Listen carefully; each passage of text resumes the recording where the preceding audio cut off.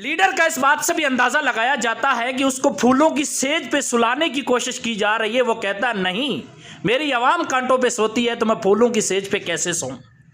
उसको बाहर के टिकट दिए जा रहे हैं, सऊदी अरब जाए, तुर्की जाए, एंजॉय करें, बच्चों के साथ खेलें कूदें, मजे करें लाइफ के, लेकिन कहता नहीं मुझे पाकिस्तानी आवाम प्यारी है।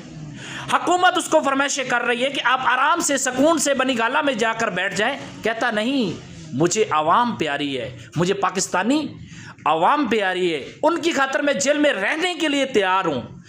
वक्त के लीडर का पता ऐसा चलता है। इस वक्त में जहां कोई भी पाकिस्तान का साथ नहीं दे रहा, वहां इमरान खान खड़ा है। वो जेल में बैठकर यही सोचता है कि मेरी गरीब आवाम का क्या बनेगा। मैं जाकर बाहर बैठ जाऊं, बनी गाला में बैठ जाऊं, बच्चों के साथ जाके बैठ जाऊं, एंजॉय करूं, अजाशी करूं। बुढ़ापे में हूं लेकिन हूं यंग, अल्हम्दुलिल्लाह। मैं जेल काटता हूं, ना उसका कभी ब्लड प्रेशर तेज हुआ, ना उसके वाइट सेल तेज हुए, ना उसका बीपी शूट हुआ। हाँ, तंदुरुस्त है, तवाना है, लेकिन कुर्बानी अवाम के लिए दे रहा है खान साहब।